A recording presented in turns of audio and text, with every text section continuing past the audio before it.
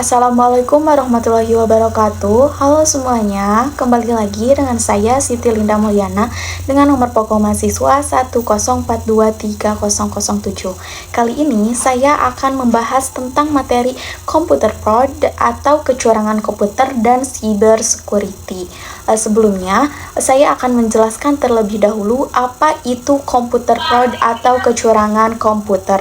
Jadi, fraud atau kecurangan komputer adalah tindakan ilegal yang bertujuan menimbulkan kerugian bagi pihak lain. Jadi, dalam dunia komputer, fraud biasanya berbentuk penyalahgunaan aset atau kecurangan laporan keuangan ataupun manipulasi data.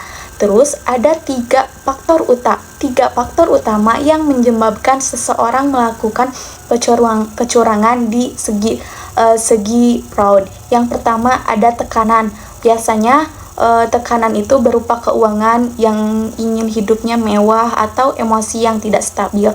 Yang kedua peluang. Jadi kondisi yang memungkinkan seseorang melakukan kecurangan karena sistem keamanan yang lemah. Terus yang ketiga ada rasional atau membenarkan tindakan ilegal sebagai sesuatu yang wajar atau berdampak besar. Selanjutnya ada juga jenis-jenis fraud dalam komputer. Yang pertama ada input fraud, adalah manipulasi data saat memasukkan informasi ke sistem. Terus juga ada processor fraud, artinya penyalahgunaan sistem komputer tanpa izin. Terus yang ketiga ada perintah komputer fraud yang biasanya mengubah perintah atau kode dalam sistem untuk keuntungan pribadi. Terus yang keempat ada data fraud, yaitu mengubah atau merusak dan juga mencuri data penting tanpa izin.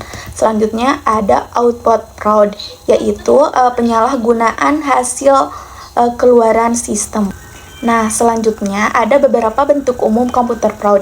Yang pertama ada illegal access atau akses ilegal ke sistem komputer. Jadi, aksesnya tanpa izin ke sistem komputer untuk mencuri dan memodifikasi data. Selanjutnya ada juga illegal contents atau konten ilegal yang biasanya menyebabkan informasi palsu dan tidak etis atau mengandung unsur kejahatan. Yang ketiga ada data forgery atau pemalsuan data.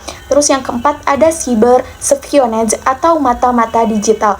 Biasanya menggunakan internet untuk mencuri data rahasia dari saingan bisnis atau pemerintahan. Selanjutnya ada data theft atau pencurian data. Jadi biasanya mengakses dan mencuri informasi sensitif secara ilegal. Dan selanjutnya ada misuse of device atau penyalahgunaan peralatan komputer yang biasanya memproduksi atau menyebarkan perangkat lunak berbahaya untuk kejahatan cyber. Selanjutnya, faktor-faktor penyebab kejahatan komputer. Yang pertama, akses internetnya yang tidak terbatas, lalu kelalaian penggunaan, terus juga keamanan sistemnya yang lemah, dan juga kurangnya perhatian masyarakat terhadap kesejahteraan kejahatan cyber. Terus minimnya regulasi hukum, dan ada juga teknik kejahatan dalam sistem komputer. Contohnya hacking yang biasanya mengakses sistem tanpa izin untuk mencuri data.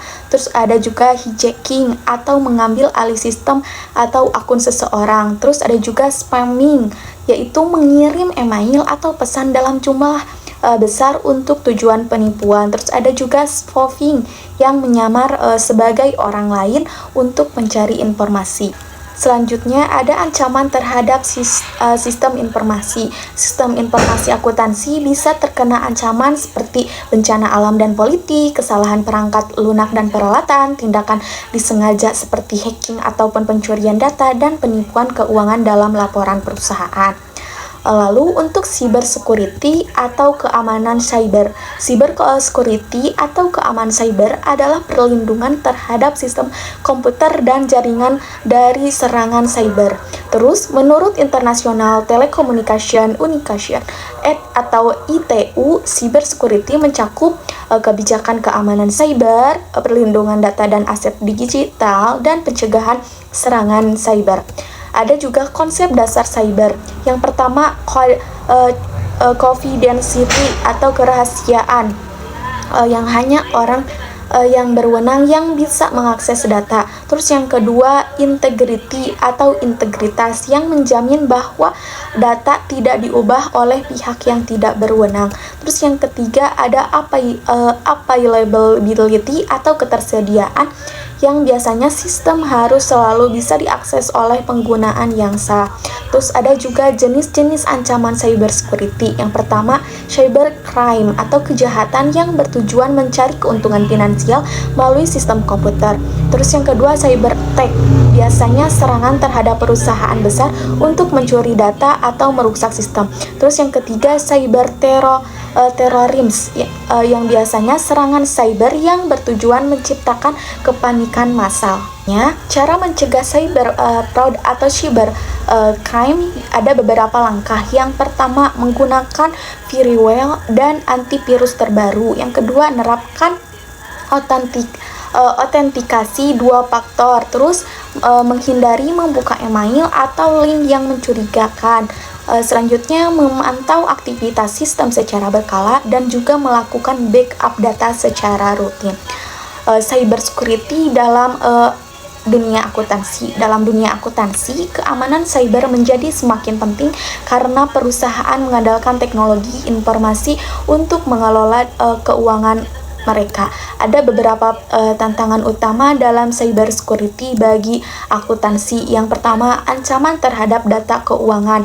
Jadi perusahaan harus memastikan data keuangan mereka terlindungi dari serangan cyber. Terus yang kedua, regulasi yang ketat.